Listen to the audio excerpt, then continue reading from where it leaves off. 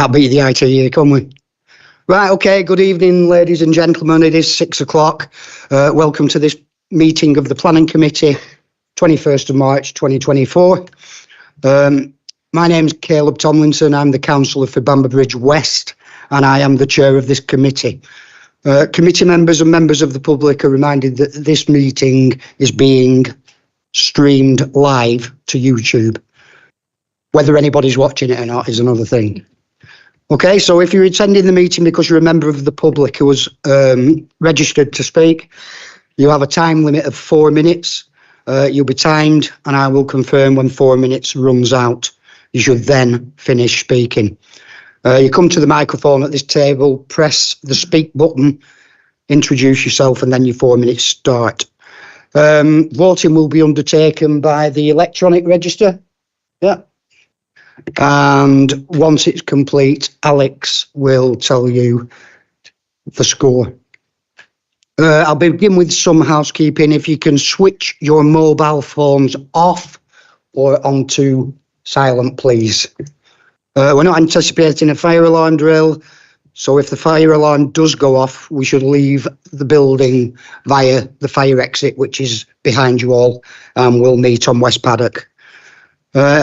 Okay, so if I can now ask everyone to introduce themselves, starting with the young man to my left. Good evening, Alex Jackson, Legal Officer. Ben Story, Democratic Service Officer. Good evening, Kath Unsworth, Councillor for Broadfield. Good evening, Matthew Farnworth, Councillor for Seven Stars. Good evening, Councillor Phil Smith. I represent New Longton and Hutton East. Good evening, Councillor David Shaw, representing Howick and Priory and Penwitham. Evening all, Wesley Roberts, Councillor for Buckshire and Worden, and tonight I'm substituting for Councillor Will Adams. Good evening, Councillor Peter Molyneux, Sandra and Walton Ward. Councillor Hayden Williams, representing Leyland Central. Good evening, Mary Green, Councillor for Moss Side and Midge Hall. Good evening, Elaine Stringfellow, Councillor for Lostock Hall. Good evening, Chris Sowerby, Development Planning Team Leader. Good evening, Lisa Mathewson, Senior Planning Officer. Good evening, Janice Crook, Senior Planning Officer. Good evening, Debbie Roberts, Development Management Team Leader. Good evening, Catherine Thomas, Planning Manager. Good evening, Elizabeth Hindle, Head of Planning and Enforcement. Thanks very much, everyone. For a minute then, Chris, I thought you'd been elected. Right. Apologies for absence, please, Ben. Yes, so as been mentioned, it's just Councillor Adams with Councillor Roberts in his substitution. All right, thanks for that, Ben. And thanks very much for subbing Councillor Roberts at such an late. Right, do we have any declarations of interest on this evening's meeting?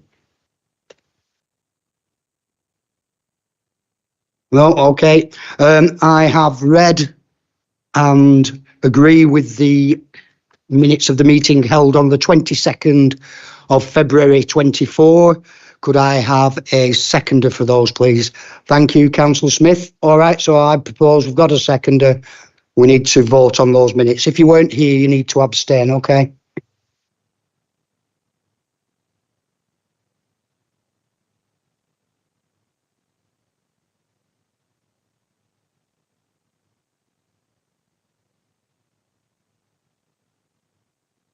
Thank you, Chair. Members have voted to approve the minutes of the last meeting. Okay, thanks, Alex. Right, item number 5, appeal decisions. Catherine, please. Thank you, Chair. Yes, we haven't received any appeal decisions since the last committee. Okay, thanks very much for that. If committee are minded, this evening we have an agenda in front of us and we have a couple of items, 3 items on it that we don't have any speakers on, but we have 2 that we do have speakers. If committee are minded, I'd like to move Memorial Hall 94 Liverpool Old Road Muchhool as agenda item 6, and the land to rear of 4246 Station Road, New Longton, to agenda item 7, And then you'll have Howick Hall Farm, 249B Station Road, Bamber Bridge, and Unit 2, Longton Business Park. I think we need to vote on that if you're all happy to do that. Yeah? Okay, so can we go to the electronic vote on that, please?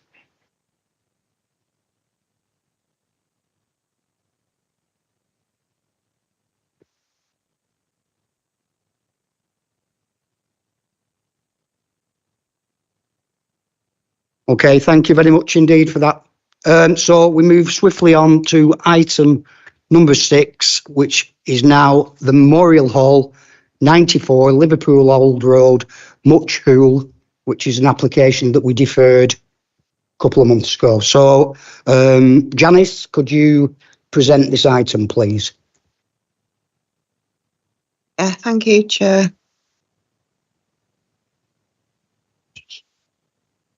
Just bear with me while I get the screen shared.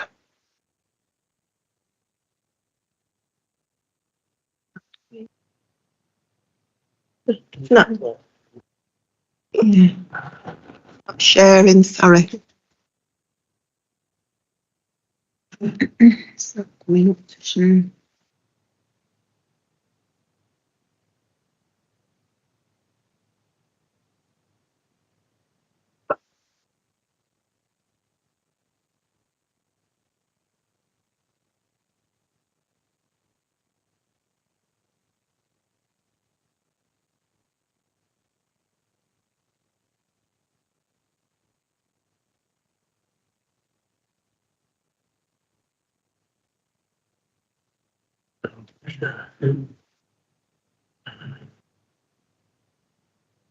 Sorry for your late, for the delay, ladies and gentlemen. I think got a bit of a glitch in the system. Here we go. Janice, thank you.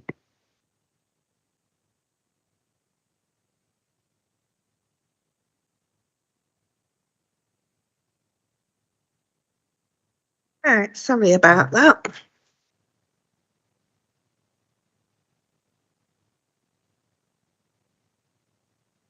Right, so this application relates to the Memorial Hall in Much Hool, and specifically the tennis courts located to the rear of the bowling green and pavilion buildings. That's just a site plan. So the application proposes the change of use of the tennis courts to form a new multi-use games area, or MUGA as they're commonly known, and that will provide for a tennis stroke netball court and a five-a-side football court pitch with new fencing around and floodlights. Also proposed is a new pavilion building and car parking area.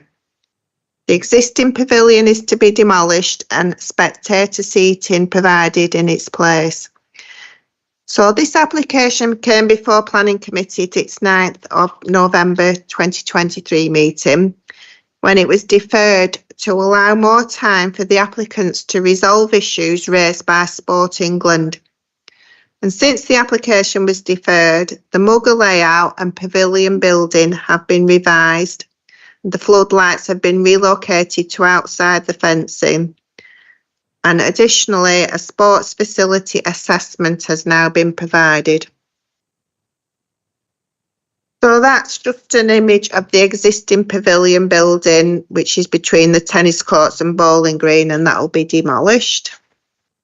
And this just shows a view of what the new building will look like, the new pavilion.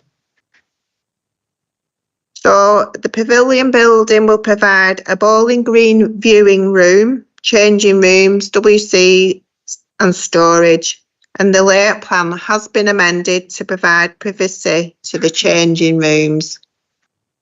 That's a change from the previous scheme.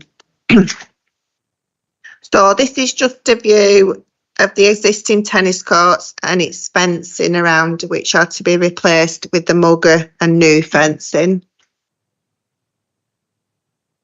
So the MUGA will include one tennis stroke netball court and a five-a-side football pitch. That just shows the layout.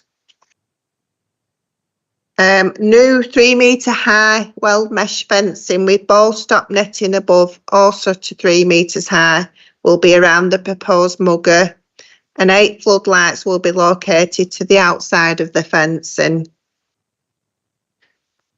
So residential properties are located to both the western and eastern boundaries of the Memorial Hall site. This shows properties on Thornfield and the common boundary. And these are properties on Westcroft to the west. And this aerial view just demonstrates the proximity of residential properties to the tennis courts. Now, Environmental Health have advised that the introduction of a mugger represents an intensification of the use of the site, and as such, they require a condition to restrict the hours of use of the mugger, and condition 9 has been included. So, Sport England had objected to the scheme due to the loss of 3 tennis courts, with no robust needs assessment provided in line with the Assessing Needs and Opportunities guidance to justify the loss or to demonstrate the strategic and sporting need for the proposed sports facilities. And Sport England had clearly set out what the applicant needed to provide to overcome their objection.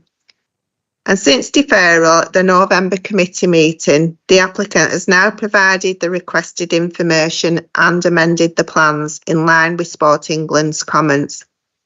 And Sport England have now confirmed that they can withdraw their objection, but they do require conditions to be imposed, requiring the submission of the sports pitch details and lighting details.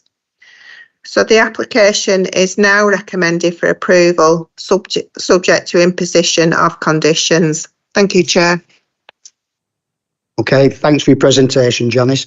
Right, we have no one wishing to object on this application, but we do have a Howard Davidson who would like to come forward. We've met before, haven't we, Mr. Davidson? So if you just press your speak button and you have 4 minutes, okay? Thank you. Good evening, everyone. So thank you for this opportunity to allow me to speak in favour of the application. I know I'm kicking against an open door because there's a recommendation. However, there are a couple of observations I would like to make on it. Yes, we did have objections from Sport England, but we've learned, I should say, we've got to not speak plain English. We have learned to speak sport English because they are very much a tick box organisation. So there's nothing in the report actually that alters from, or very little that alters other than the lighting and a change in the changing room layout that differs from what we submitted in the first place. I want to tell you that in order to provide the sports assessment, it costs us in the region of over £4,000. Now that in real terms mean to us selling 500 raffle tickets, holding several coffee mornings and various other fundraising activities. However, we've bit the bullet and got on with it. What I would like to say is the other observation is about the restrictive opening hours. It is proposed that the weekend opening hours are from 10 o'clock in the morning till 4 o'clock in the afternoon, which to me it's very restrictive. So we wish to express our concerns about the restrictive opening hours imposed in our proposed multi-use games area, particularly during the weekends. The limited availability is hindering the community's ability to fully utilise this valuable facility. Our multi-use games area is being developed with the intention of providing a versatile space for residents to engage in various sports and recreational activities. The suggested opening hours, however, do not accommodate the schedule of those who can only participate during weekends due to either work or educational commitments. We understand the need for regulations. Nevertheless, we kindly request a review of the proposed hours to better serve the needs of our community. An extension of the operating times, especially weekends, would be greatly beneficial, not to mention to assist in the financial sustainability of the project. You will be listening to an application later on this evening for a gym facility to be built, to use an existing warehouse at the Longton Business Park. Now, this is approximately 150 metres away from where we are proposing the Mugger. Now, this facility, and we do commend it, and it is indeed being suggested that it is recommended, their opening hours have been endorsed at 6 a.m. to 10 p.m. 7 days a week. Complaints, no doubt, have been suggested that there may be a noise factor that would be a problem to residents. Can I say that the A59 that runs adjacent to the site probably creates more noise than the actual Mugger does? Thank you, Chairman. I do appreciate I'm going on a bit. Just finally, I would like to say there's been tennis courts there for about 50 years. There's been a bowling green there and still is, that is well used, and neither the tennis court had restrictions and the bowling green doesn't have restrictions. And as far as I'm aware, as the chairman of the village hall, I have never known a complaint being generated. So I would plead with you to give us a chance. In fact, it may well be that you could make it a condition that we could have extended opening hours in the first period of the application, perhaps on a probationary period. And then if there is a complaint, then so be it, then reduce it. Thank you. Okay. Thank you, Howard, for your presentation. I'm in a good mood tonight. 5 minutes 10. Okay, thanks very much. Councillor Connor Watson, if...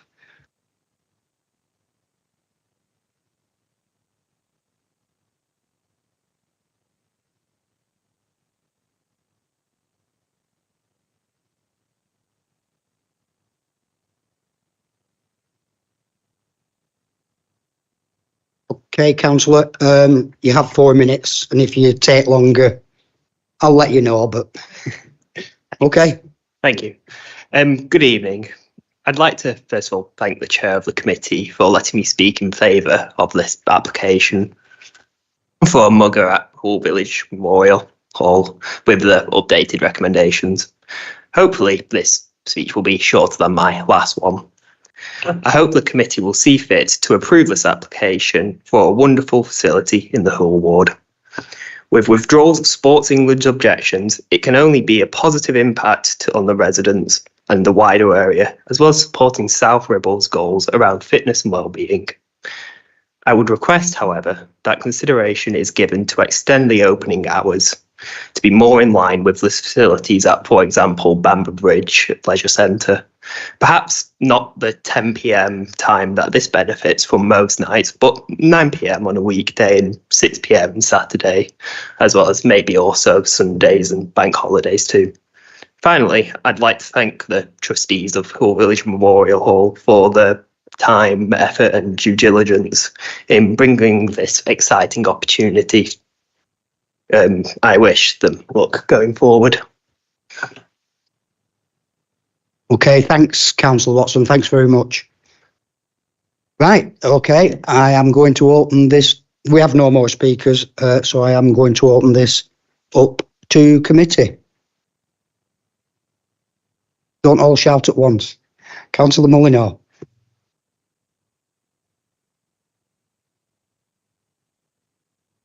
Yeah, thank you, Chair. For me, this seems like a formality. No complaints. Everyone seems to be for it, apart from the hours. I think the hours, unfortunately, do spoil things, and I agree with the chairman who's just spoken, who says, give them a try. And I don't see any reason why we can't do that. We've nothing to lose just by extending those hours. And obviously the local councillors have the same opinion. So for me, I'd be looking at trying to come up with some better times to suit all concerned, with the proviso that if anything does go wrong, we could maybe change them at a later date. So give them a probationary period. And that's my thoughts at the moment, Chair. Thank you. Okay, thanks, Councillor Mullinor. Councillor Mary Green and then Councillor Phil Smith. Yeah, thank you, Chair. I've read this report and I'm always keen on sports facilities because I think we need sports facilities to keep young ones occupied and some not so young occupied. The only thing is I've got some concerns in this report about the lighting.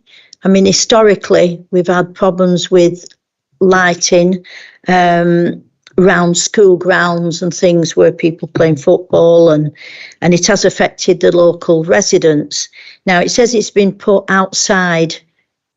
What difference does that make by putting it outside the Mugger fence?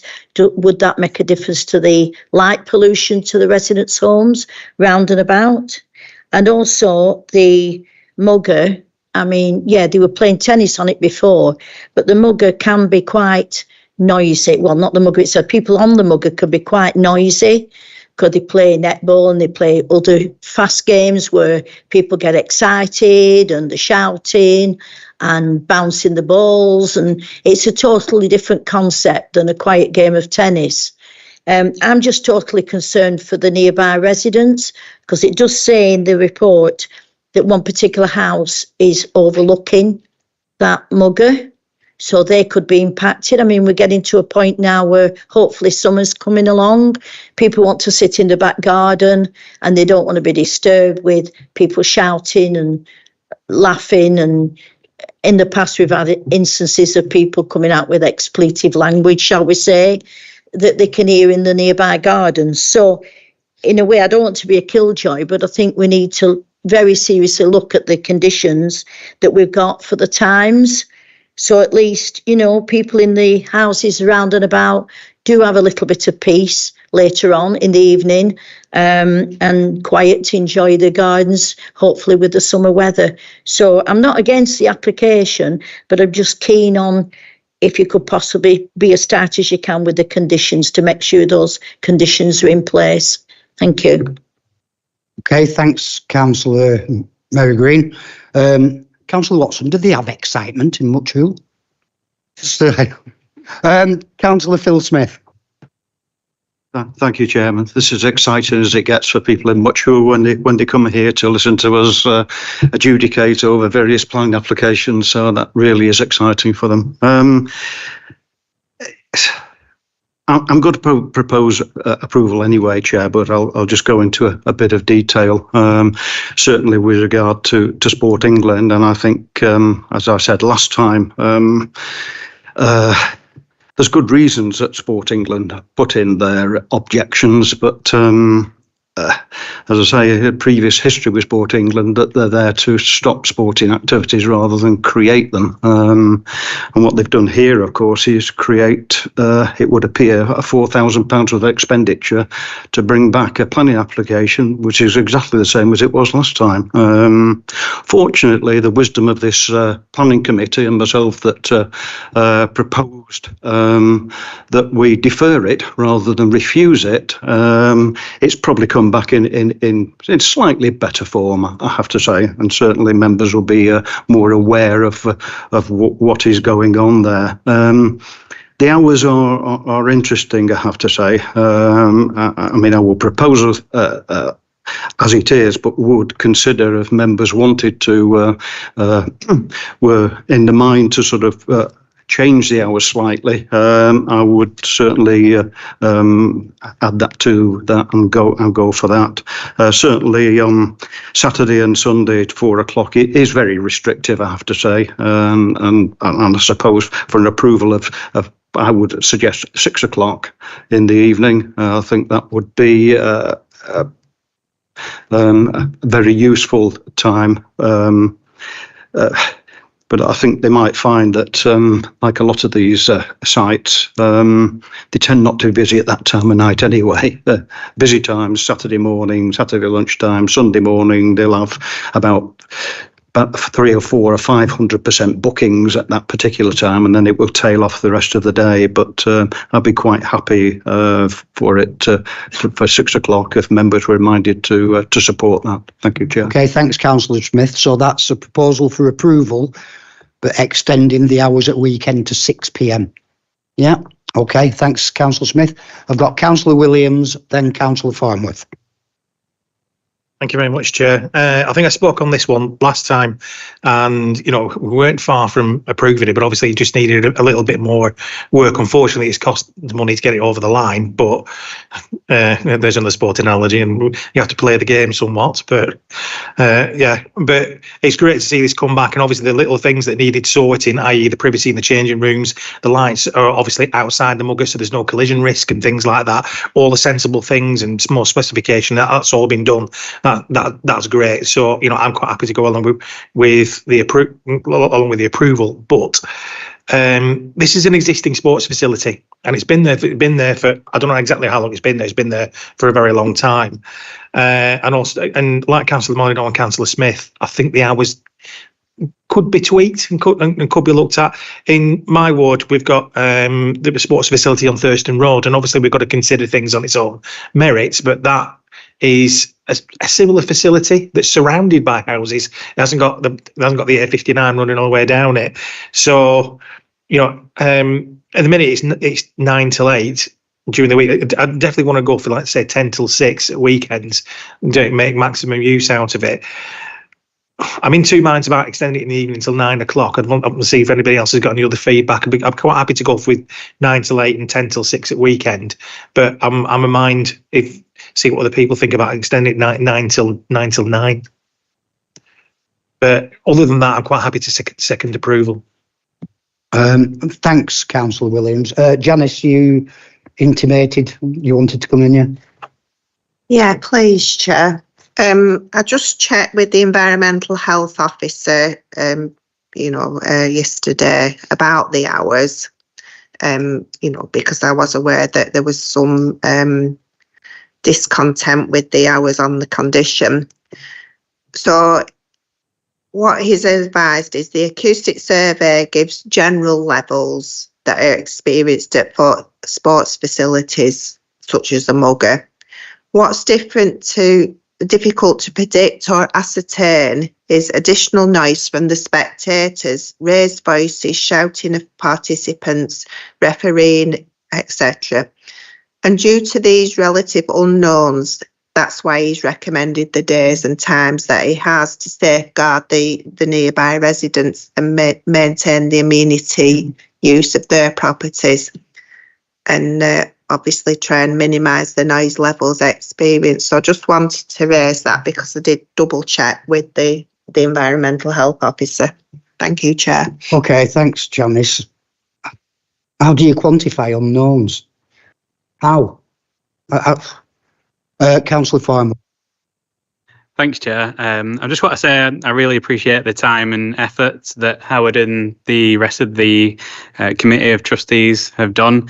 Obviously, they've taken it away, learned from the issues that were picked up in the last time it came to committee, and I think it's a really good application now. And I welcome the new facility for the community to play a five-a-side football and netball.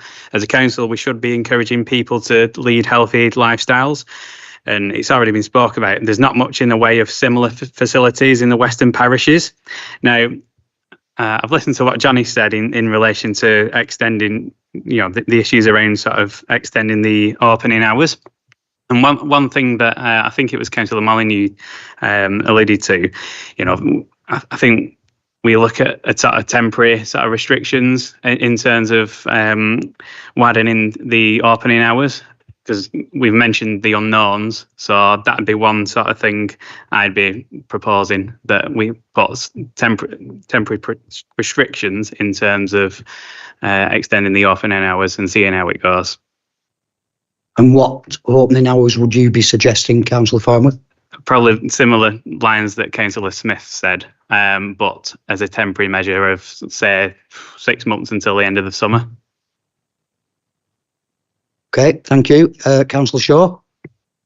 So it's really a question primarily. Is there any reason why Saturday is associated with some work them completely differently? And it may well be that you could extend them somewhat on a Saturday when people have got a bit more time and you don't have to worry about kids going to bed in time to get to school in the morning. But if there is a way of getting a temporary timing on this, it would be helpful at least to see what actually happens. And if there are no complaints, leave it open. Okay.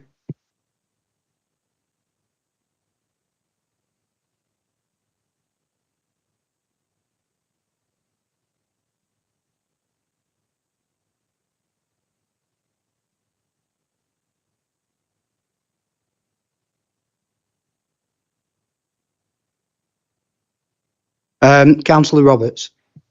Thanks, Chair. No, it was really nice to hear from the person who's speaking in front of the applicant in favour of it. It's a shame they've had to fork out quite a bit of money, and you wouldn't think that Sport England were a tick box organisation, but it might appear that way, unfortunately. I think the one thing I highlighted on the whole paper was the opening time, so I'm glad people have raised it. I'd support the application.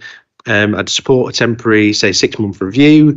I think I'd go out to say, personally, I'd say 9 a.m. to 9 p.m. on weekdays and 10 till 6 on the weekends. That would be my views. Right, okay. Anybody else with any comments on this application, i.e. the opening times? Because I think it's really restricted, personally. 10 till 6, I don't think is long enough on a Saturday. But that's just my opinion. And we've had nobody speaking in objection to this application, nobody. So, but it's entirely up to you, you're the committee, and if you go for 10 till 6, but go on, Catherine. Thank you, Chair. Really just to make the point that we have got other instances within the borough where these muggers in close proximity to residential properties have caused some issues in terms of noise and disturbance. So I think that's why we've taken a precautionary approach, because when a facility is up and running, if it is then demonstrated that it can be used without raising complaints, the applicant can always come back to us at that point and apply to vary the conditions.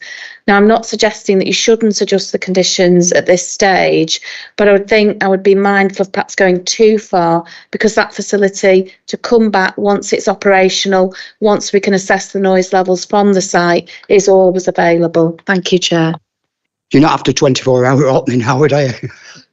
Right.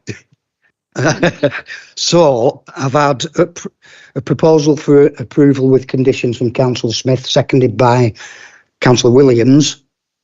Do I have any other proposals on this application? Right. Councillor Williams, you can come back in, please. Can I just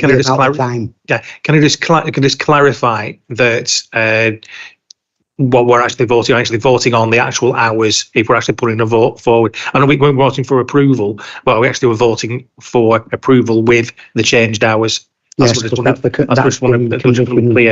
If you're voting for approval.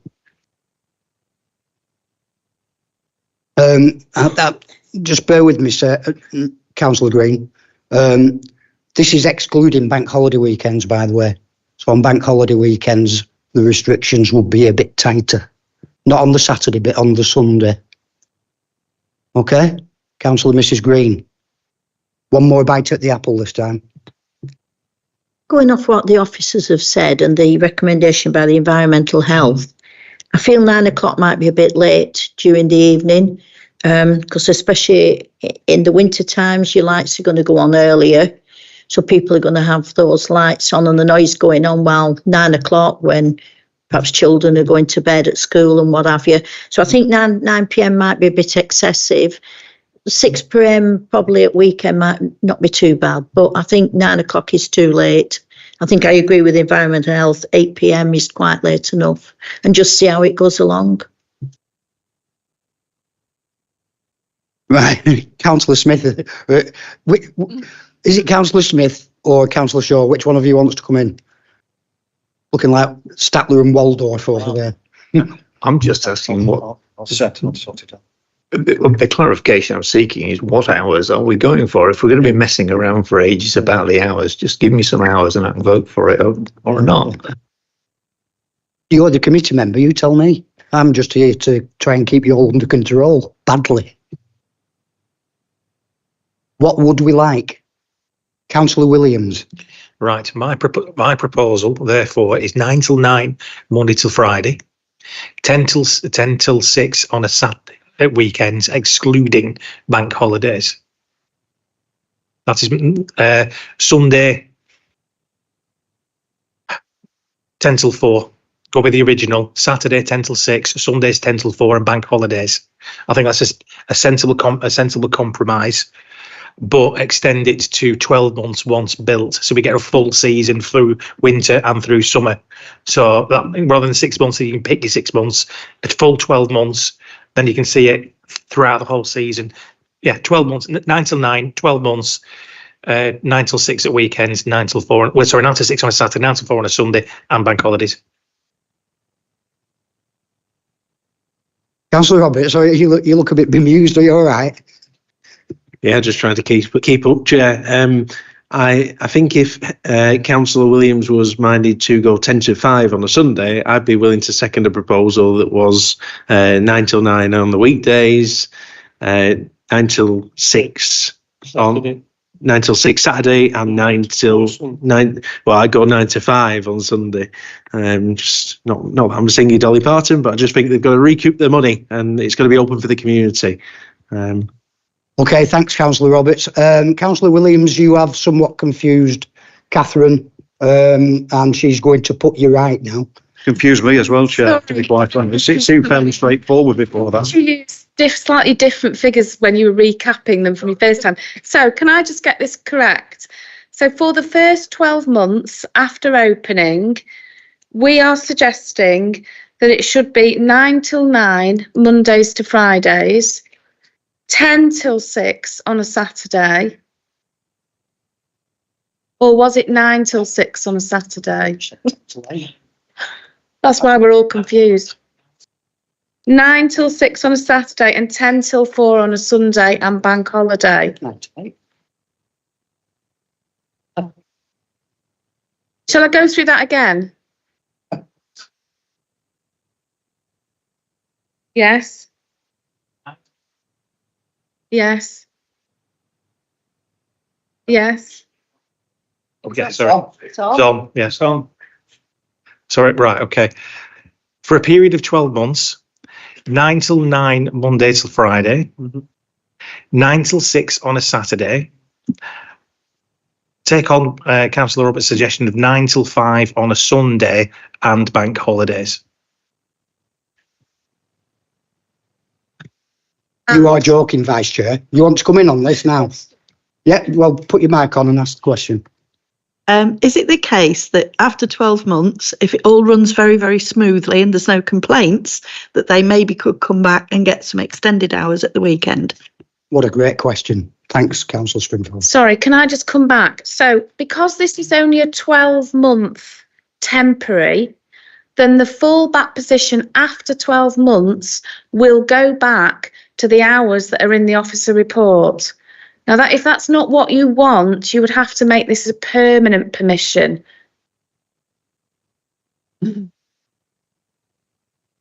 Yes, Councillor Smith, come on. Thank you. Bring some sanity. Let's get some common sense into this, for God's sake. This is one of the most fairly straightforward ones. I'm quite happy with some of the hours. I think the hours should be permanent. If there's a problem with it, will know about it, and the environmental health or the council enforcement can do something about it. That's what they're there for.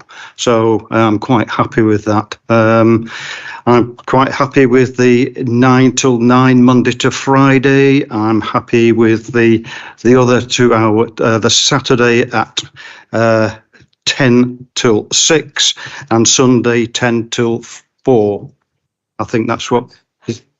Go to 6. 9 till 6. Sorry. Well, that's another proposition. Fairly straightforward. Yeah, it's fairly straightforward. Are we all in different time zones this evening? You know what? Right, listen. Yes, Councillor Mullinor. Right, we're doing this now and we're tying this up because it's straightforward, this, as far as I'm concerned, and we should have finished 20 minutes ago. But Councillor Mullinor. I'll try to be quick, Chair. For me, we're looking at 9 till 9 Monday to Friday, 9 till 6 Saturday, 9 till 4 or 5, 9 till 5 on Sunday, and the bank holiday will be the Sunday hours, 9 till 5. Yeah. Seconded, Chair. And I would like to say that we don't have the 12-month period. We just do it this evening and accept that. Thank you. Unbelievably, Councillor Smith and Mullinor, I find myself agreeing with you. Right, so this is for approval, proposed by Councillor Smith, seconded by Councillor Williams, with whatever times are on the sheet. Can we go to the, do we have anybody wanting to refuse this application? Right, good. Can we go to the electronic vote, please?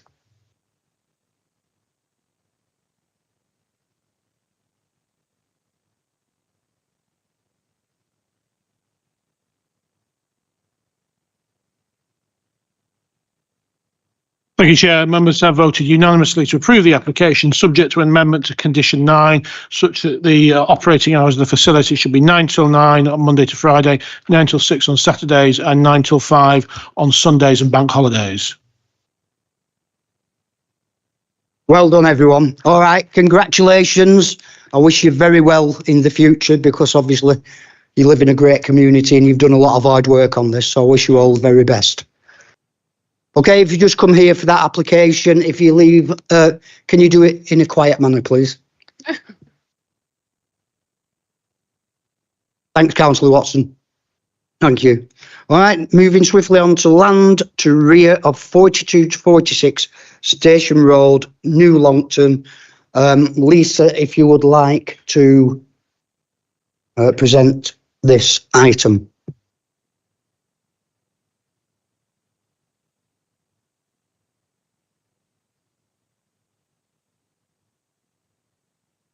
Thank you, Chair.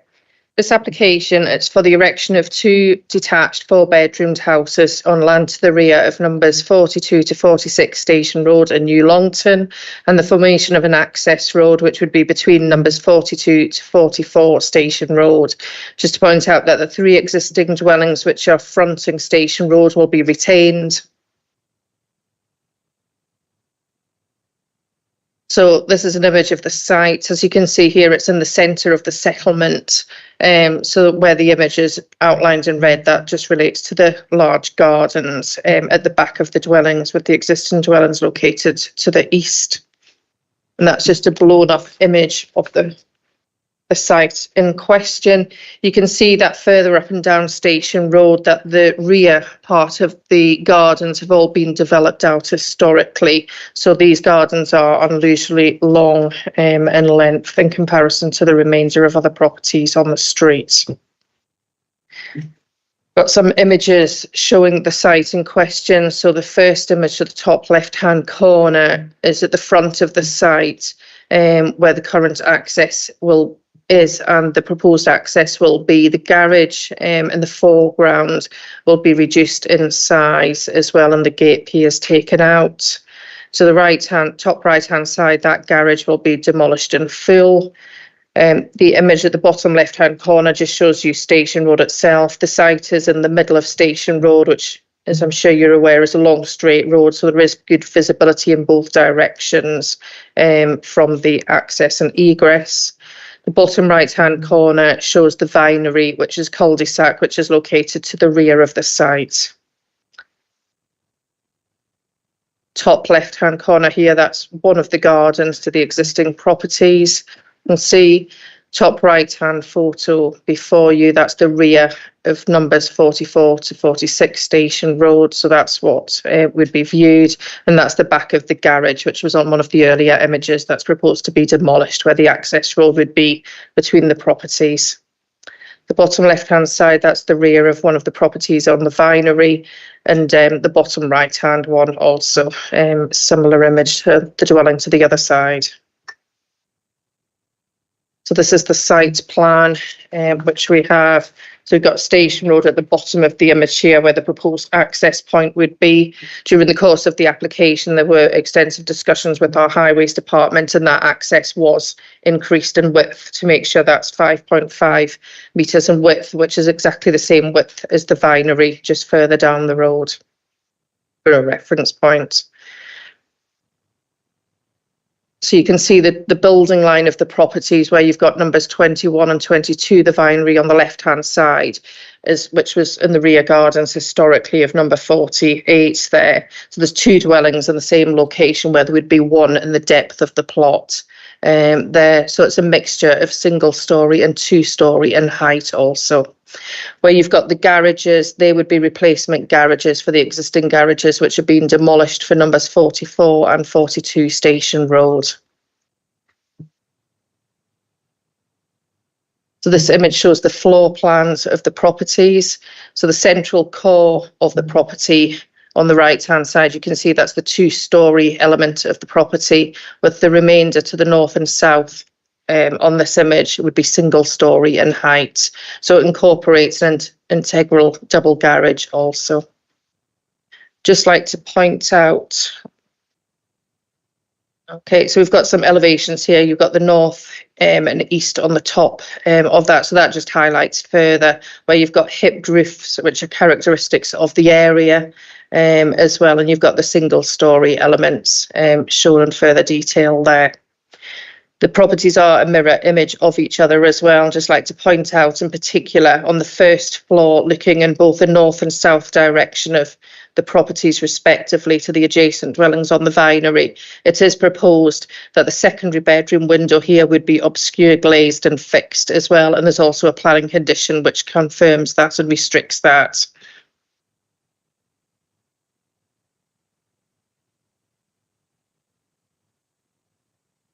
So just the application, having regard to the statutory comments of the bodies and the above commentary, it's recommended that the application is approved subject to the imposition of a number of planning conditions, and the siting of the dwellings do comply with the amenity distances and standards as set out in our council XPD.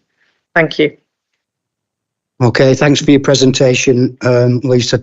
Right, we have two objectors, and Mr. Thomas Bailey, if you'd like to come forward and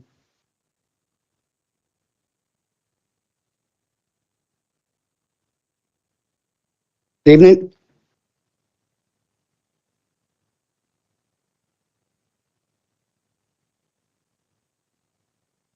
Is that Kelly Ratcliffe? No. Okay, that's fine. The van. So you're Thomas Bailey, and you're also speaking on behalf of two neighbours. Oh no, is that a Okay, that's fine. Yeah. So you have 4 minutes, Thomas. Okay. Yeah, no problem. Yeah, obviously I just noticed from the photographs there that there was no image of the rear of 21, the vinery, which is John and Pam's house. Obviously, I live in number 22 with my wife and two young children. And like I say, speaking on behalf of Pam and John at number 21, for us, it's obviously quite simple. At the minute, our opinion is that the plans for what have been given is just disproportionate completely to what's there, which is pretty much nothing. You've gone from that to two-storey structures, which is completely overshadow, impose on us at 22 and 21. 20 is the other side of the vinery, which backs onto the other house. I know they rent their property. John and I, we own ours, so it's not as easy for us to move. There is obviously, I I know there's obviously certain criteria that you can object to. Obviously, one being the sort of design, the fact that it's 2 stories, which will seriously impose on both myself and John. I know John and Pam are retired, spend a lot of time in the garden, enjoy gardening, and they're going to be completely overshadowed by a 4-5 metre high brick wall. I know, obviously, there's criteria with the obscure glass, etc. But you can't hide away from the fact that they're going to be completely overshadowed by such a large structure. Secondly, obviously, in terms of privacy, I have 2 young children, spend a lot of time in our garden. I know, obviously, again, criteria, I'm sure there's distances from us, etc. But the houses are pretty much just the other side of our fence. The front windows from both houses will look straight across into our gardens, where we spend a lot of time. And like I say, privacy for me, having 2 young children, obviously very important. So with 2 houses there that will look directly into our garden, I'm sure there's specifics with angles, whatever they might be, but ultimately there's no getting away from it. Completely across into our garden at the back of our house. I know, obviously, John and Pam, particularly, their back garden pretty much backs onto the brick wall of the first house on the left hand side. I know they've got concerns about the number of trees that have been felled in the rear gardens prior to this over the sort of last 18 months, 2 years. And obviously they have concerns about the effects on the wildlife, etc. Again, I know the photo of Station Road, obviously taken on a quiet day. You've obviously got the church there, which gets quite busy. My children go to the school down the road, use Station Road quite a lot to and from the church. There's going to be issues with traffic, congestion, obviously hazards. In terms of the use as well, I mean, I work shifts, do a lot of night shifts. In fact, I'm doing a night shift tonight. During the day, I sleep in the back of the house where it's quietest. An additional 2 houses with all the occupants is probably going to affect what little quality sleep I get already. I'll just have a flick through. I think I've covered most of the points, to be fair. I know it's only a short time, but that's pretty much most of it. I mean, I think for us, ultimately, I don't think we'll be able to enjoy our house as much as we do now with 2 large houses pretty much in our back garden, yards from our fence. I know John and Pam are the same. It just seems, I know I was under the impression that obviously anything sort of planned would have to be sympathetic to those around, given myself and John are the 2 closest, probably the 2 most affected by it. I don't see how a 2-story structure is sympathetic to us. I'd have thought maybe a single story, perhaps. Obviously, ideally, you wouldn't like anything built there, but you can't be unreasonable. But surely a single story structure would at least be sympathetic to those that live closest. Well, that's purely my opinion, for what it's worth. You did exactly 4 minutes. 4 minutes, Thomas. Thanks very much. Did you say you lived at 21? I'm 22. There's a photo of the rear of my house. Pam and John are 21. Right. Yeah. And they obviously the residents at 20. They obviously they rent their house. Okay. Thanks for your presentation. Yeah, no problem. Thanks very much. That's what the procedure is, because I'm working tonight, you see, so I have to go to work. So is it to find out the result? Is it a case of going online or? Well, you can stay because hopefully, unless it's anything like the last. Yeah, well, that's what I'm thinking. Yeah, I mean, if you could just go online or Kelly might contact you. And no problem. Yeah, only because I've got to go to work. Or councillors, Mrs. Smith. I will do, no problem. Yeah, absolutely. All right, Thomas. Thanks for your presentation. Thank you. Okay, Kelly, if you'd like to come forward. Press the speak button. Got it. Introduce yourself and then I'll start your stopwatch, okay? Yeah, got it. Can you try and not give a load of repetition of what we've just heard? Yes, absolutely. Thank you. Okay. My name's Mrs. Kelly Ratcliffe. I reside at number 48 Station Road with my husband and 3 children, so directly next door to the properties that we're talking about this evening. I would concur with the previous speaker in terms of privacy. Whilst I understand it's a privilege and not a right to kind of not be overlooked, we do enjoy that privacy currently, as do our children, and we are concerned about having the properties directly overlooked overlooking the garden. The other main factors for us, though, are the access road and parking, specifically in terms of safety. So Station Road is already used as a cut-through for the bypass, with traffic going through it continuously, HGVs, etc., at speeds that are not controlled. There's no zebra crossings, there's no speed cameras. So our fear is that the traffic and parking situation will be exacerbated. So currently now, the church car park isn't large enough for the current congregation, and that means that cars park outside our house. It's difficult to reverse off, and that happens now without having additional residents.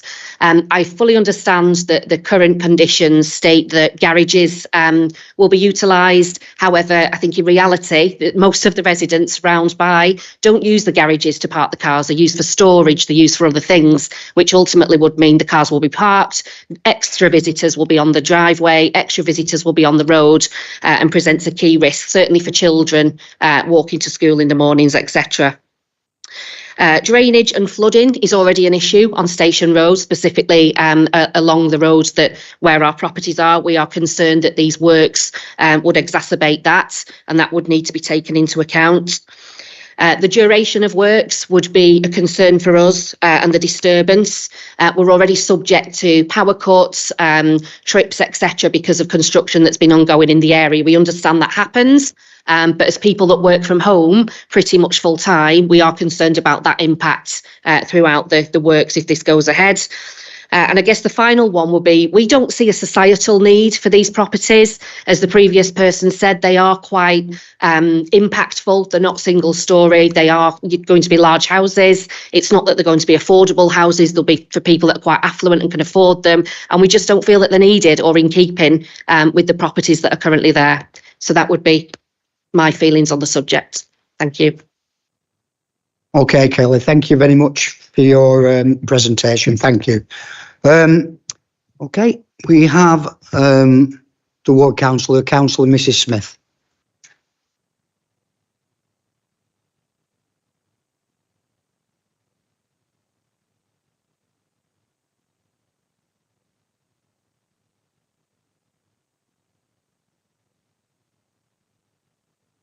Good evening, Chairman, members of the committee. Thank you very much for the opportunity just to say one or two things about this particular application. May I first make a thank you to Lisa, who has been extremely helpful and guided me through one or two of the things that are going on with this application. This application has been around for quite some time now, I think about 18 months, one way and another. And I think part of that reason is that it is a difficult site where we're going actually to put two very large 4-bedroom houses in the back of the gardens of number 42, 44 and 46 Station Road. They are very imposing when you look at them. The previous gentleman who lives at 21 mentioned about the residents of number 20. I spoke to them the other day. They're actually on holiday, the reason they can't be here this evening. But they are concerned about the impact it will have on their house. It's the one round the corner there. And they are going to be very impacted. All three of those houses are on the vinery. They're very large houses, and they have taken up, I think, when you look at the plans, every available inch that is possibly available to them. And I wonder whether this could actually be a thought that the committee would take on board, that maybe they are too big for that plot. It is in the back of someone's garden. That concerns me as well. The fact that there is a lot of gardens, big gardens in New Longton, not in this particular area because the vinery has been developed and therefore a lot of the garden area has been taken up already. But there are still a lot of houses in New Longton with large gardens. This could, to me, very well start a precedent and we could have a snowball effect. The other main concern that has been spoken about by Kelly is the impact of this road that is going to be access to the houses on Station Road. We're right opposite the church here. We've got double yellow lines on the opposite side of the road from this development. We've got a bus stop there. We've got a school just up from here, from where they are being developed. A lot of people do walk their children to school, and it is a very busy road.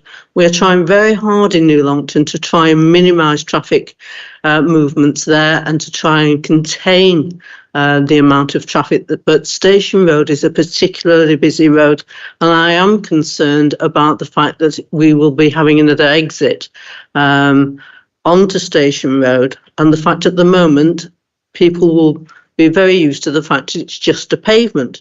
We're going to take a huge chunk out of the pavement there. Also, it does speak in the reports from county about the area that's got to be left for the manoeuvring of number 42. I'm wondering whether that could be, if it does go ahead this evening, whether we could look again at that area, because it does say it has to be kept clear, but I think maybe it needs to be strengthened somehow. I don't know. It's critical, is that, if we are going to allow this road to go through. And the other one, the other condition that is also here at number 19, where it says about the construction traffic not going before 9:30. I'm wondering if that can be strengthened as well, and we go 9:30 to 2:30. That would help the school movements, because, as I say, a lot of people walk up and down there, and that may be helpful if this does get the go-ahead this evening. But I would ask the committee most sincerely to consider the impact these two very large houses are going to have. They are in the back of somebody's garden, and they are going to impact on 3 houses, particularly in the Vinery. And I just wonder whether we could look at maybe, I mean, they are grateful that there's going to be obscure glass in them, and I know they have tried hard to accommodate a lot of the concerns, but there are still very grave concerns about the road and about the size. Thank you, Mr. Chairman. I hope I haven't overdone my 4 minutes. You have, but I'll forgive you, Councillor Smith. You are too kind to me. Thank you. All right, thanks for your presentation. It's great when councillors come and speak on behalf of the residents. Really, really good. Okay, we do have the applicant with us this evening, David Sutcliffe. If you'd like to come to the table, there's a button that says speak. Just press that, introduce yourself, and then got 4 minutes or thereabouts.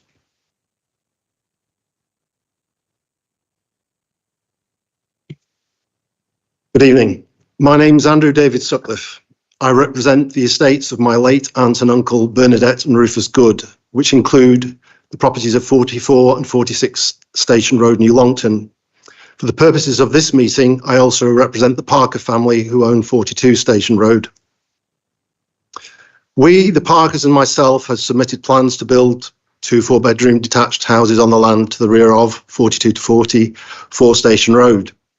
We've collaborated fully with the South Ribble Planning Department throughout the period that the submission has been going through.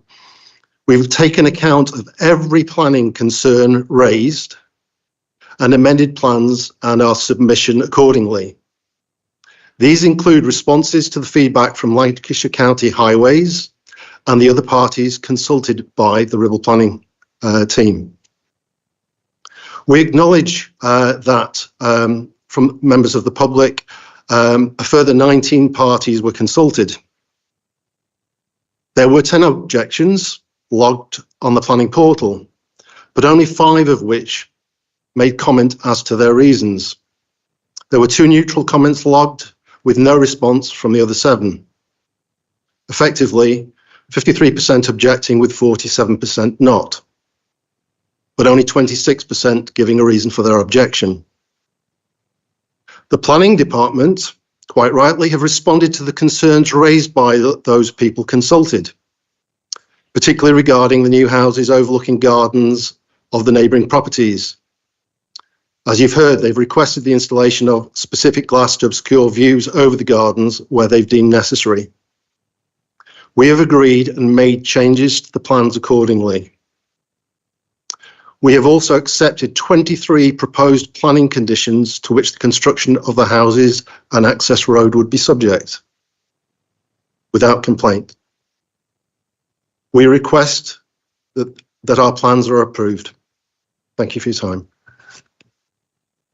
Okay, thanks for your presentation, David. Thanks very much.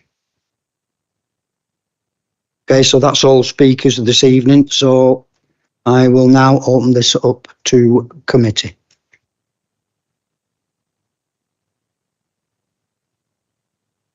Councillor Mrs. Green.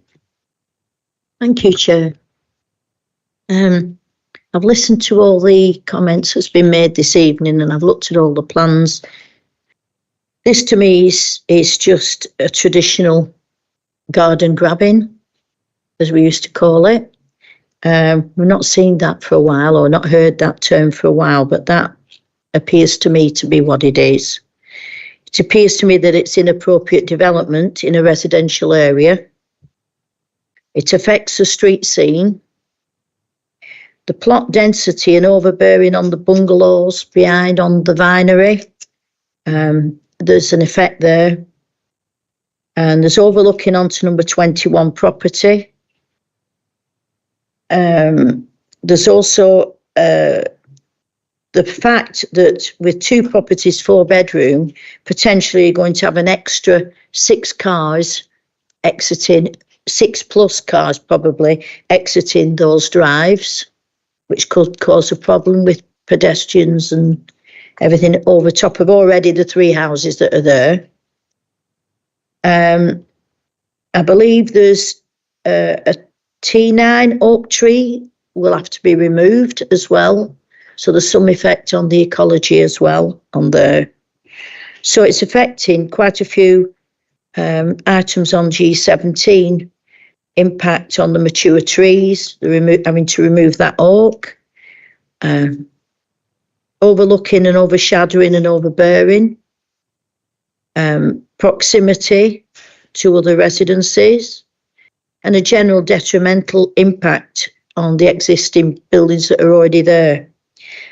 The fact that obscured glass is going to be put into the bedroom window or windows facing the existing properties, and the restrictions on the type of openings of those windows, indicates in itself that there is a problem with overlooking and loss of privacy, which you can read up on page 62, number 23.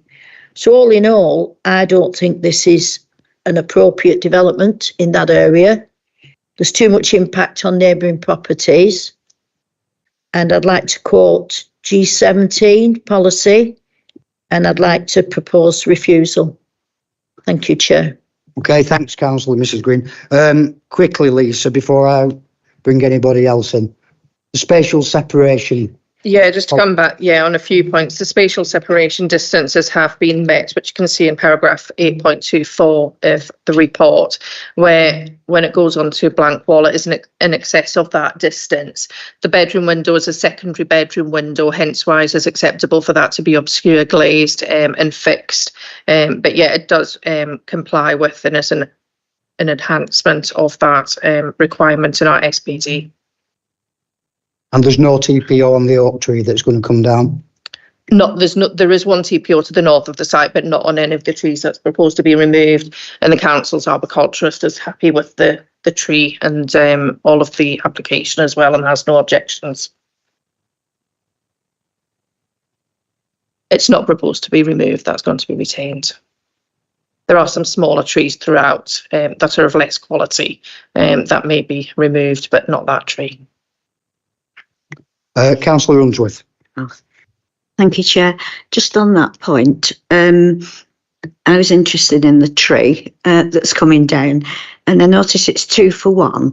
But how big, how established were those trees that are going in? Are they just whips, or because that's not really it doesn't feel like a good compromise if it's only.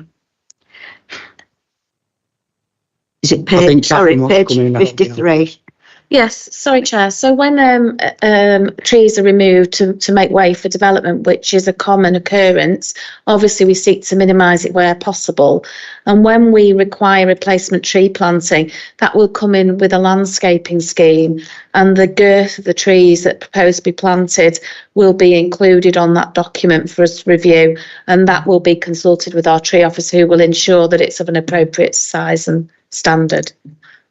Okay, Just to come back further as well, condition number 3 does require a landscaping plan also. And there is tree protection measure condition, which has also been included. Thank you. Is that just for the tree that's in the B category, or is it for all the trees that are? The tree protection plan would be to cover all of the trees on the site that would be retained. Thank you. Okay, thanks, Lisa. Anybody else? Councillor Wesley Roberts. Thank you, Chair. I just wanted to say thank you for everyone for speaking tonight. I think it's, when people say, well, how's politics matter to us? It's people actually coming forward and speaking and, agree with or disagree with what the decision of the committee is tonight. I'm just grateful for everyone coming forward for that. I do have some empathy with the residents in the local area. My garden's overlooked. I'd rather it wasn't overlooked. It's not I don't like it, but it's not the end of the world.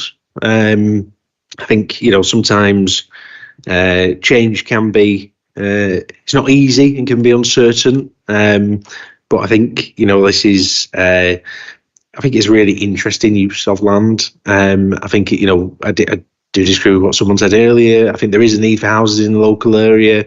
This year, it might not be a starter home, but it's a a young family wanting to spend the rest of their time there. I don't think the local area is going to come to a halt because of this application. I would be minded to propose approval. I would also be minded to adjust the delivery times that Councillor Smith raised, because it makes sense if you are going to adjust it at the start of the day to 9:30 to miss the school traffic. It makes sense to amend it so it doesn't clash with the school traffic at the end of the day as well. So I think it was proposed 9:30 to 2:30. I think that's fair enough. So I propose the application for approval, Chair. Okay, thank you, Councillor Roberts. Did you intimate you wanted to come in, Councillor Stringfellow? I would agree with Councillor Roberts on that. I think it would be good to amend the delivery times so that it doesn't interfere with schools altogether. So you're seconding? I would second the proposal. Approval. Okay, Yeah. Thank you, Councillor Smith. You want to come in? Yes, please, Chair. I'll be seconding Councillor Green's proposal. I suppose it's not the first time I've disagreed with an officer's report, but I certainly disagree with this one. It affects nearly everything in sort of G17A. And also the dreadful County Highways report, which is G17C, which is development would not prejudice highway safety and pedestrian safety. It most certainly would. We live there. We know exactly what goes through that village. And it's been already pointed out that right opposite, and if I can just draw members' attention to the plan, which is the one that's on the screen there. I mean, if you've not gotten, you can blow it up on the screen. And has anybody seen anything like that vehicle movement of the entrance to that site? I mean, look at that. And that area, that brown area, according to the county highways, has got to be kept free of movement and parking at all times to allow access to the site. I mean, that's just ludicrous. I have to say that I completely disagree with that, and completely disagree on safety grounds. Right, with the school children walk from there, they park at the church and the church area, they walk across the road, they walk up the road there There's cars parked all the way down the side during the day. And it's been pointed out that the church car park is always full. Well, it is always full. We've got heavy goods vehicles coming through the village. They have to turn right. They have to go past the school. They have to go past this house. They have to go past the church to get through the village itself. And we're talking about great articulated vehicles, huge, great big things. So I will, as I say, Chair, second refusal on that, because I think it's a terrible application. It's affecting quite a few properties. We certainly know it's affecting 2021, certainly 22. And to be quite honest, it will also affect the across the road for the doctor's surgery and the parking round the doctor's surgery. There's double yellow lines there, which make it very, very difficult to park. And the residents opposite that, I think they will find it quite difficult, to be quite honest. I've read the latest report from County Highways, but I shall take great exception to that, to be quite honest. And you've only got to look at those vehicle movements there to try and get a car in there and park it when other cars want to come in at the same time. I'm sorry, no, I just don't agree. So refusal is where I'm going, Chair. Thank you. Okay, thanks, Councillor Smith. Our planning manager, Catherine, wanted to come in on some of your points there, I think. Thank you, Chair. Just to clarify, really, because I've captured, I think, what Councillor Green expressed as her concerns, which were largely around overlooking, overshadowing, overbearing the character of the area. And I think you mentioned impact on mature trees, but have we now addressed that in that the TPO tree is to be retained on the site? So am I deleting that part? And then coming on to Councillor Smith, at that point there was more of a consideration of highway safety.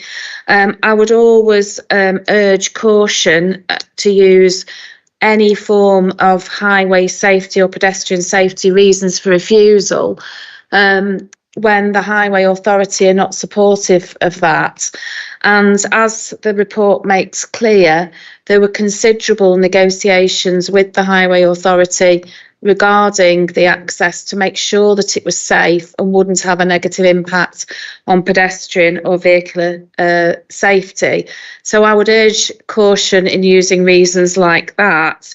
In terms of the remaining reasons, which were around overlooking, overshadowing and overbearing, I think it would be difficult, I think, to substantiate some of those concerns. I think Lisa's explained about the issues of overlooking from side-facing windows. The separation distances are met. The windows that need to be obscure glazed are secondary. So it would not necessarily be straightforward to try and defend a reason for refusal based on those grounds. I just wanted members to be aware of that position. Okay, thanks, Catherine. I've got Councillor Williams, then Councillor Green, then Councillor Smith, then Councillor Mulliner. In that order, please. Thank you, Chair. I've been looking at this really long and hard because I understand this is a really, really difficult application. Looking at the highway safety thing, I think I'm very new to this committee and I'm very sort of new to, well, nearly a year now. And how many times have I come across something about LCC recommending something and we're not happy with it? But at the end of the day, we can't, whether we agree or not, LCC are the Highways Authority, and if they say it's compliant, then we haven't got a leg to stand on. The next thing on that is the overlooking thing. But according to the report and everything here, it's minimum distance compliant. So if we're looking for reasons to refuse anything the whole thing about the NPPF is it's presumption. It's all presumption in favour, and we're always going to come across something that stops that, because everything is compliant. It's really, really difficult to do it, and it's one of these cases where we might not like it, but we've got no choice. So at the end of the day, if everything's compliant, then I've got no option but to go for approval. It's as simple as that. You know, I would support approval. We've got no other choice. Okay, thanks, Councillor Williams. I've got Councillor Mrs Green one more time, please. Then Councillor Smith one more time. Then Councillor Mullinor and then Councillor David Shaw. Yeah, thank you, Chair. I'm just going to be very quickly, really. There was also detrimental impact on the existing buildings and neighbouring houses, and inappropriate development in a residential area. The fact that those houses are being built behind some existing houses, whereas the other houses in that area are just houses with back gardens. The change in the whole street scene in a way. So to me, it's affecting the street scene, which is one reason on G17. Inappropriate development, which is another. Overlooking, which is a major thing. And it's a detrimental impact on the surrounding areas. So that's about 3 or 4 reasons of G17 that we could go down if you think suitably. Okay. Before I bring in Councillor Smith, Lisa, and we're going to start tying this up then. Thank you. It was just to reiterate the point that I made earlier on in the presentation about all of the other gardens on Station Road. Their gardens are a lot shorter because they already have residential properties in their rear gardens. And the site in question, they have substantial rear gardens only because they haven't been developed already with development in place. Thank you. Okay, thanks, Lisa. Okay, Councillor Smith. Yeah, thank you, Chair. Just go around the corner, you'll see plenty with half an acre gardens and an acre gardens. There's lots and lots of them. We're full of it down the lanes, which is a good thing because the place is green. People use the gardens. People grow crops in the gardens, as we do. It's been said that we don't have a leg to stand on. Well, we do. And we don't have a choice. Well, life is choices. We've got here a way of perhaps refusing this, and I've already said that refuse it, but we have a choice. Life is full of choices. And if it goes to appeal, it goes to appeal. Somebody else will be making that decision. I am not making a decision to accept this in my ward, in my village, when I think it is absolutely dangerous to do so. I don't think it's appropriate for all the reasons that have come out, and certainly I will not be voting for this. And we do have choices, Chair, we do. Okay, thanks, Councillor Smith. Councillor Mullinor. Yeah, thank you, Chair. I'm very concerned over the entrance and the exit to this application. I don't think it's safe at all. The distance of travel to me seems very narrow. But for me, again, this is blatant garden grabbing, as Councillor Green mentioned before, and we've not really come up against that for some time, but at one time that was one of the main things that we were concerned about in South Ribble, and that this could be opening up the floodgates to me if we talk about allowing this application to go through. I appreciate what we say about the county and they are the authority, but as Councillor Smith said, and I agree with him, that it's not always the county's not always right, but I do appreciate what you say, that they are the authority in that respect. But from my feeling, I don't think it's safe, that entrance and exit, with what's around there, the church across the road and, you know, children about. I just don't think it's safe, and that's one of the reasons why I would be looking towards refusal for this. Impact, I think you've got impact on the street scene and the environment due to all that. The number of cars turning, to me, just seems ridiculous. You can't. I sometimes wonder about the county come up with decisions like this, but that's obviously that's their prerogative. Yeah, I think from my point of view, we've gone through that. It would be on the G17 route, and from my point of view, I would be against this application. Okay, thanks, Councillor Mullinor. Councillor Shaw, and then Councillor Farnworth, and then we're going to tie up, I think. Thank you, Chair. I don't like this at all.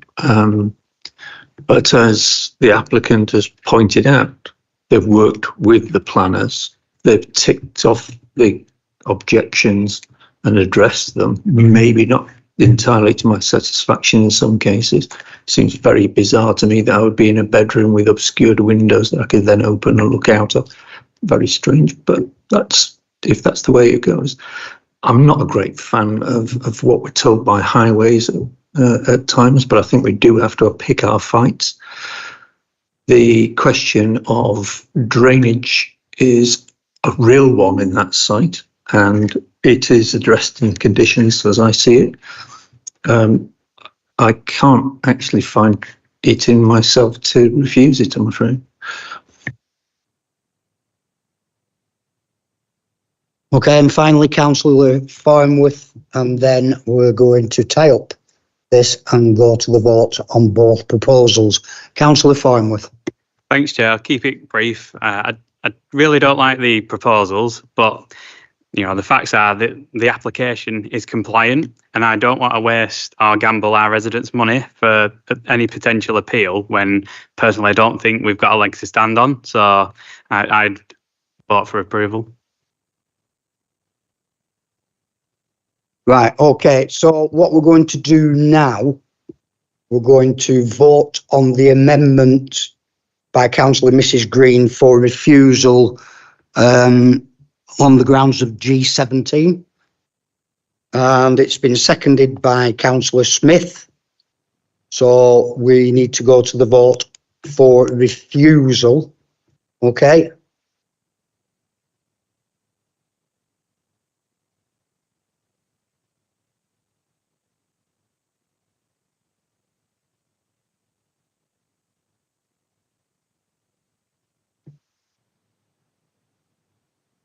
David. Alex. Thank you, Chair. The motion to refuse the application has been lost. Okay, thanks, Alex. Okay, we're now going to the vote proposed by Councillor Wes Roberts, seconded by the Vice Chair, Councillor Elaine Stringfellow, and this is for approval. Oh yes, we've got the delivery times. Yeah, delivery times. This is with the condition of the delivery times being amended from 9:30 till 2:30. Okay.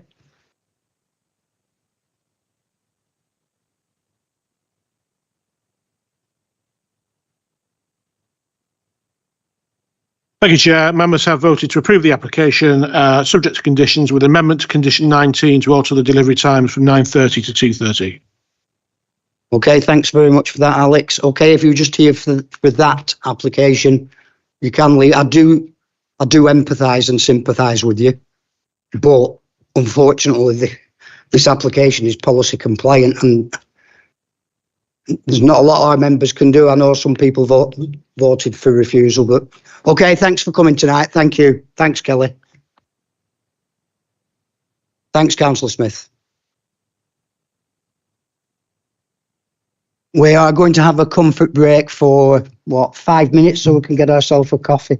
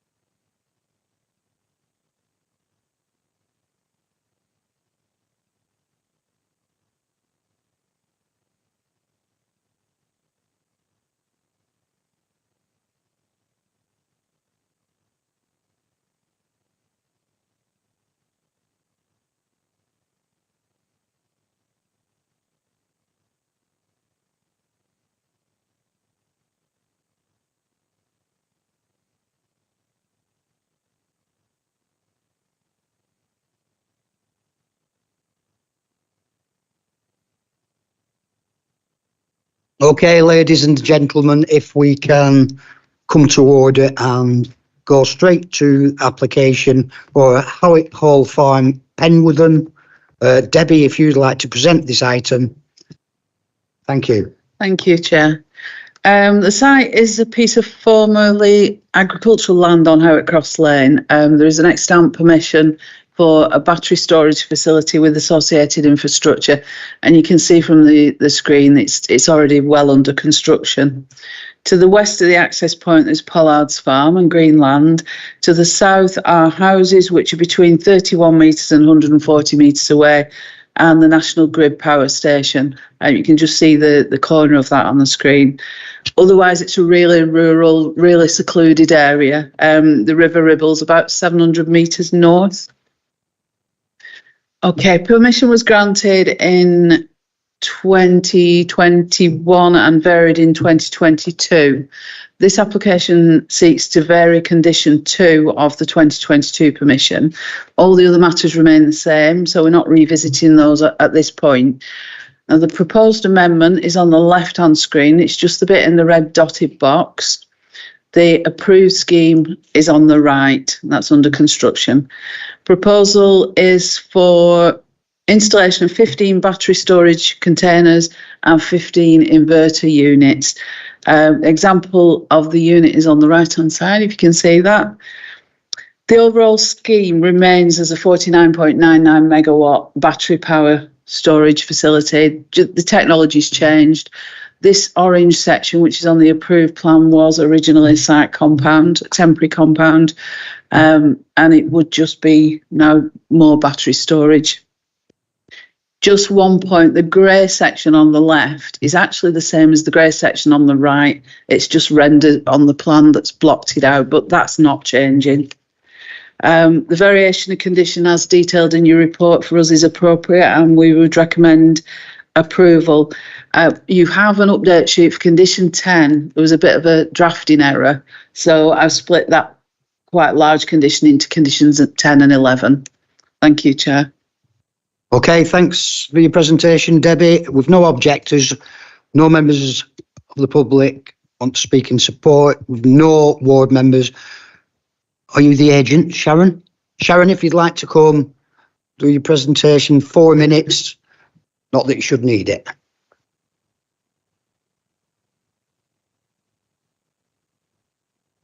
Good evening, Chair and the Planning Committee. My name is Sharon Thomas. I'm from PWA Energy Planning, and I'm here speaking on behalf of the applicant, Penwitham Storage Limited. The application to vary the approved layout of the site has been submitted due to the evolving technology of battery storage systems.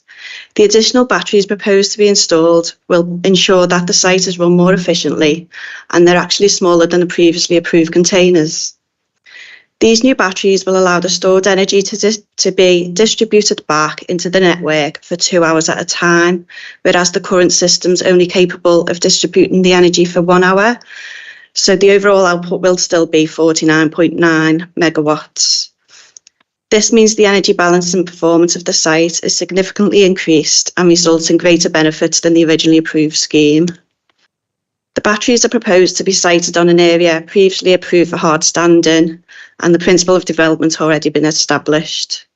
So thank you for your time this evening.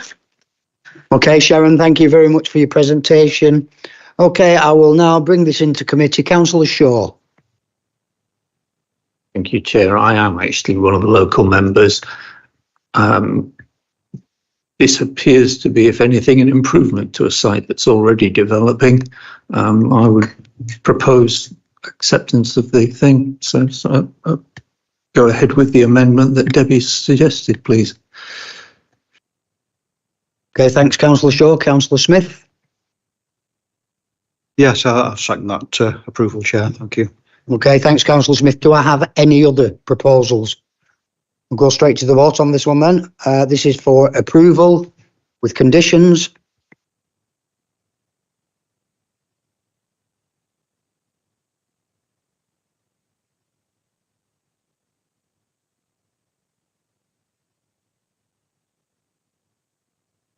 Thank you, Chair.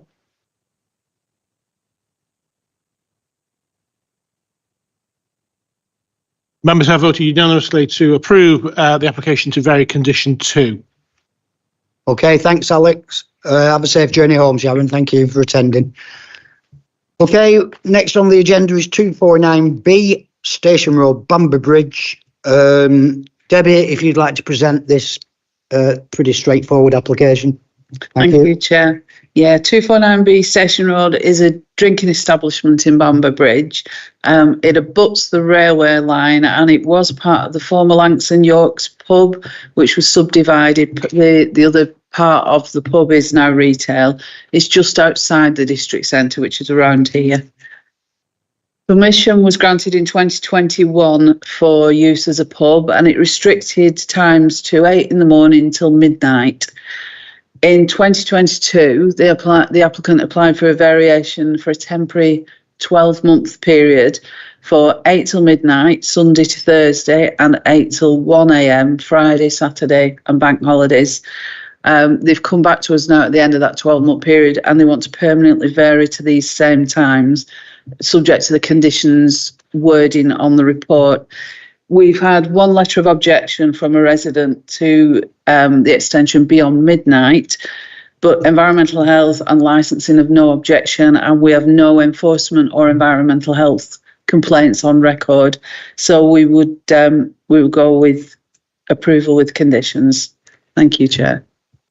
Okay, thanks, Debbie. No registered speakers on this item, so I'll bring Councillor Williams in.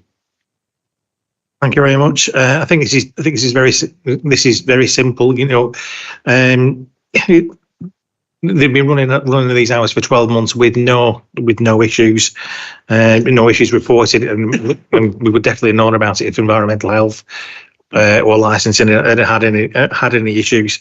Obviously, if we were to go back to the old hours, it put in a competitive disadvantage to everywhere else in the area.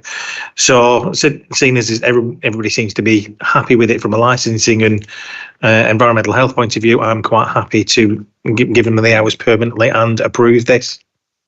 So I propose approval. Thanks, Councillor Williams. Councillor Smith. Thank you, Chair. I'm good on them for running the business properly and causing no problems in the area. I think that's really good. So I will second the approval, Chair. Thank you. Do I have any other proposals? Okay, so let's go to the vote then for approval.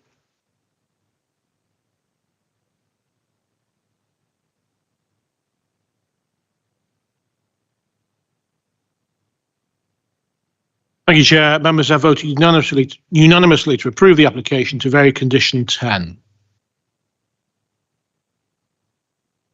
Thanks, Alex. Moving swiftly on, Unit 2, Longton Business Park, Little Hoole. Chris, would you like to present this item? Thank you. Thank you, Chair. The application relates to a vacant unit within the Longton Business Park that was most recently used by a pet food company. The site is within the existing built-up area as defined under Policy B1 of the South Ribble Local Plan.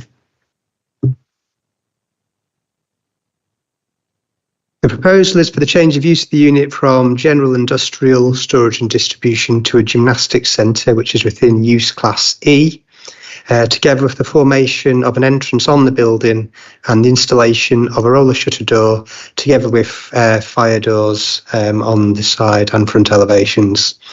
The existing vehicular access onto Liverpool roads, which is shown on this slide, that is to be gated off and to be solely used in the event of emergencies by emergency vehicles. The existing area of hard standing to the front is to be resurfaced and marked out to provide for 42 car parking spaces. County Highways have raised no objections to the proposal, and a minimum distance of 50 metres would be present to the nearest residential property.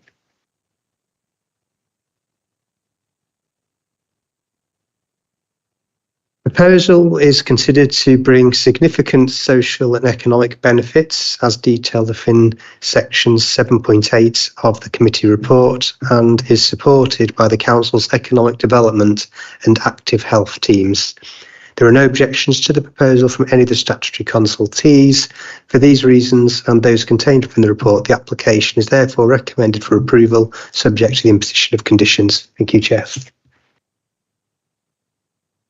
Okay, thanks for that presentation. Councillor Smith. Yeah, thank you, Chair. This is a good application. These centres are really, really good. I think we've probably all got family. I've certainly got granddaughters and nieces that attend these centres, not in this area, but now, in fact, compete all over the world and started off in one of these places. I think it's really, really good. So I will go for approval, Chair. Thank you. Okay, thanks, Councillor Smith. Councillor Mrs. Green. Thank you, Chair. Yeah, I think it's a great application, this. Like I said before, I'm all for sport for health and well-being, young people and the people as well. It also gives an opportunity for employment as well, because there's 8 full-time staff and 14 part-time staff planned. The hours are okay, as I presume it's all inside. It's an indoor gymnasium, so it's not going to bother anybody, and it's something that's suitable for all ages. There is a noise management plan being put in this report as well, which I'm glad to see. But I don't think there'll be a detrimental effect on nearby residents, because I say it's all internal. It's an inside building, so I'm happy to second Councillor Smith. Thank you. Okay, thanks, Councillor Green. Anybody else want to speak on this application? Do we have any other proposals? Okay, so Councillor Shaw, did you want to speak, or were you just doing that with your finger? Okay, it's all right. All right, so this is for approval. Let's go to the electronic voting system for the final time this evening.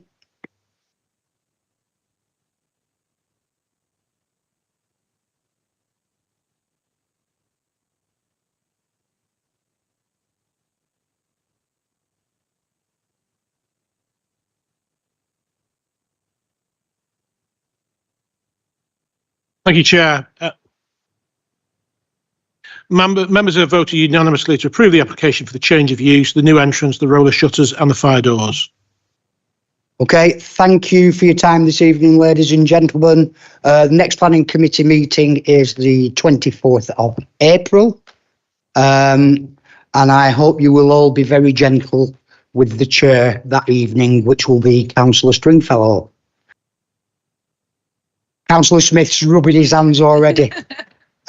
Because luckily for me, I'll be on the southern coast of Spain, enjoying myself, not logging into a Zoom to watch you all. All right, thanks very much for your time this evening.